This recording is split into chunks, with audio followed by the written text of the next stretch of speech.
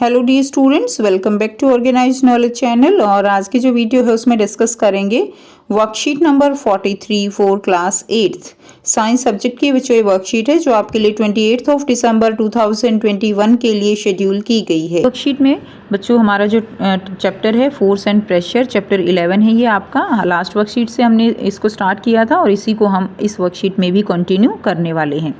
Worksheet शुरू करने से पहले बेटा प्लीज़ चैनल को सब्सक्राइब कर लीजिए। So let's start.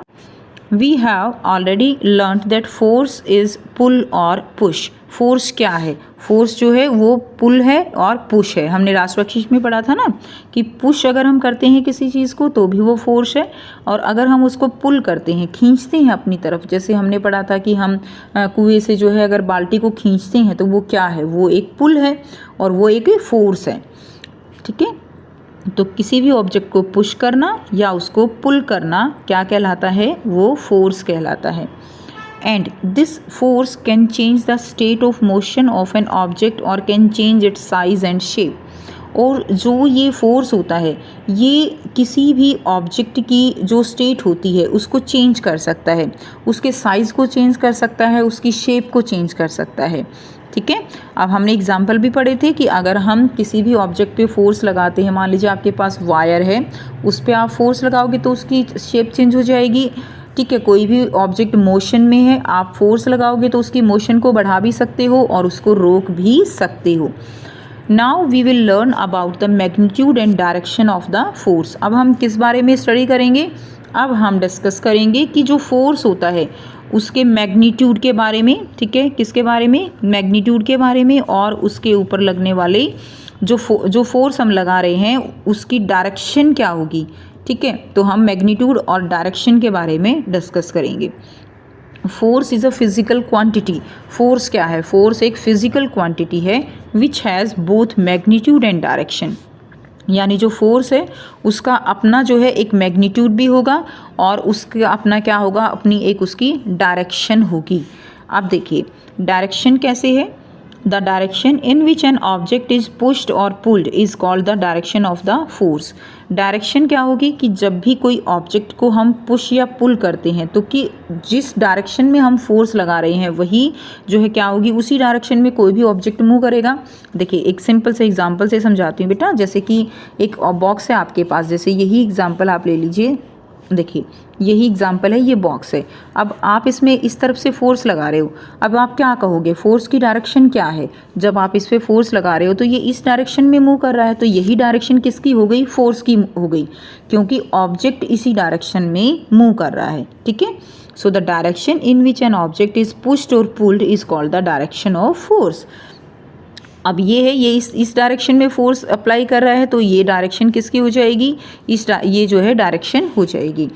नेक्स्ट देखिए, the magnitude of force means how much force is applied on an object. Magnitude क्या बताता है? मैग्नीट्यूड हमें बताता है कि जो फोर्स हम अप्लाई कर रहे हैं वो फोर्स कितना है।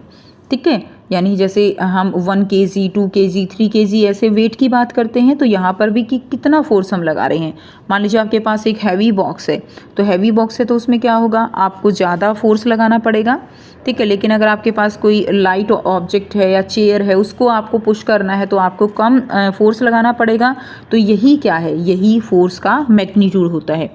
जैसे इसके अंदर ये जो है आपको दिखाया गया है, इन दोनों में से आपको क्या लगता है किसका मैग्नीट्यूड ज़्यादा होना चाहिए? तो इसमें इसका मैग्नीट्यूड ज़्यादा होगा, क्योंकि यहाँ पर देखने से ही लग रहा है कि ज़्यादा फोर्स यहाँ पर लगाया जा रहा है।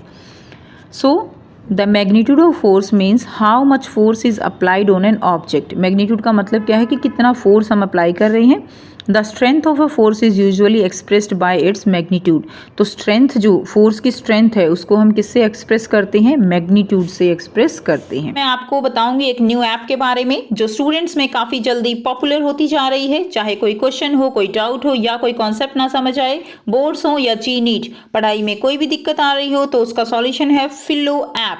अपने डाउट्स को किसी भी टाइम क्लियर करें इन दीज 3 इजी स्टेप्स। सबसे पहले इस ऐप को प्ले स्टोर या ऐप स्टोर से डाउनलोड कर लें, अपने फ़ोन नंबर से इजीली साइन अप कर लें, अपने क्वेश्चंस का पिक्चर लें या उसे टाइप करके सबमिट करें और फिलो आपको 60 सेकेंड्स में इंडिया के टॉप एक्सपर्ट से लाइव कॉल पे कनेक्ट कर देगा। आपके क्वेश्चन में आप कहना चाहते हैं कि बल्ब की पावर कितनी है। अगर बल्ब जो है वो 220 वोल्टेज पर ऑपरेट हो रहा है, राइट। इस बैटरी का जो वोल्टेज है वो आपको गिवन है 220। तो ये आपको सिंपल रिलेशन हो गया यहाँ पर। अब अगर कोई आपको और डाउट है तो आप बताइए। No sir, thank you. So guys, it's just simple. Have any question just ask Filo. इस ऐप का डाउनलोड लिंक नीचे डिस्क्रिप्शन बॉक्स में दे दिया गया है, so download Filo now. Next है the unit of force is newton. Force की यूनिट क्या होती है? That is newton. It means we measure force in newton which we expressed as Newton.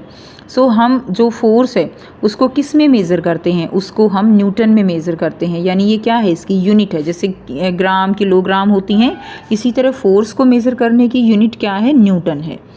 Any change in direction और magnitude of the force, there is change in the effect of force.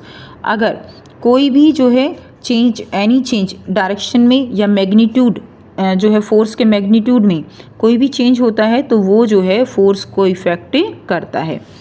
Next देखिए, if two force are acting on a body in the same direction the net force is the sum of two force. यानी यहाँ पे क्या है? Force की direction change हो रही है। यहाँ पे देखिए, यहाँ पे ये ऑब्जेक्ट है, ठीक है, बॉक्स है एक। अब ये दो बच्चे जो है एक ही डायरेक्शन में फोर्स अप्लाई कर रहे हैं, एक ही डायरेक्शन में, तो क्या होगा?